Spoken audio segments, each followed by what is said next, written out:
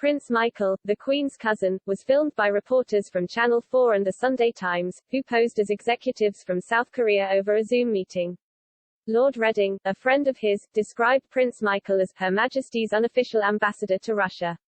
According to Channel 4 and The Sunday Times, Prince Michael stated he could meet with the Russian President Vladimir Putin and his inner circle on behalf of the company the media outlets were posing as. Prince Michael has denied having a special relationship with President Putin. Simon Astaire, Prince Michael's spokesman, denied the allegations and told Express.co.uk, Prince Michael has long-established business, charitable and cultural connections with Russia and is proud of all the work he has done for UK-Russia trade. Prince Michael has no special relationship with President Putin. They last met in 2003 and he has had no contact with him or his office since then. Lord Reading is a good friend, who made suggestions which Prince Michael would not have wanted, or been able, to fulfill. Prince Michael has never represented BP, in Russia or elsewhere. Prince Michael is not a working member of the royal family and receives no public funding. He earns his living through a consultancy company. He is a prince because he is the grandson of King George V and Queen Mary, through their fourth son Prince George, Duke of Kent. However, the 78-year-old royal has a connection to Russia through his maternal grandmother. His mother, Princess Marina of Greece and Denmark, was the daughter of Grand Duchess Elena Vladimirovna of Russia, a first cousin of the last Tsar of Russia. Prince Michael is fluent in Russian, and hailed as Prince Kensky, in the country because of his physical similarities to Nicholas II. Journalist David Smith even called him a cult hero when he joined Prince Michael on tour back in June 2004, and said there was a national love affair surrounding the royal.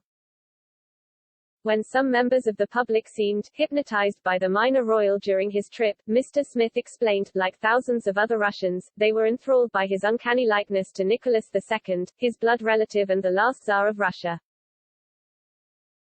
Writing in The Guardian, Mr. Smith continued, at the opera, when an announcement proclaimed the presence of Prince Mikhail Kensky, there were gasps as all faces in the auditorium turned as a spotlight shone on the prince.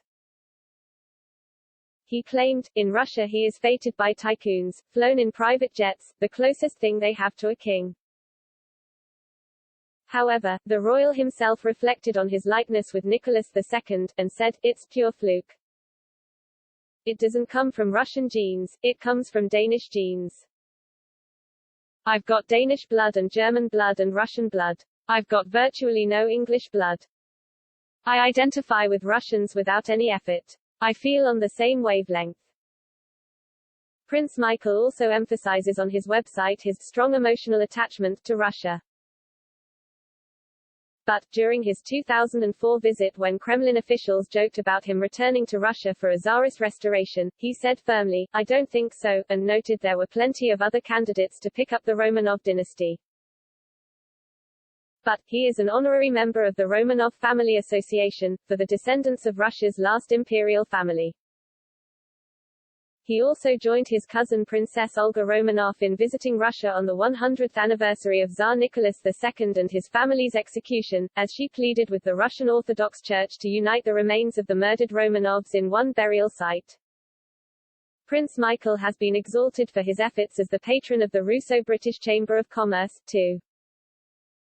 Russia's first woman governor, Valentina Matvienko, told Prince Michael, you are very welcome here. We appreciate your work to help the friendship between our two countries. In 2009, Prince Michael was also awarded the Order of Friendship at the Kremlin for his work on Anglo-Russian relations. This is a prestigious state decoration, awarded to just a handful of Brits.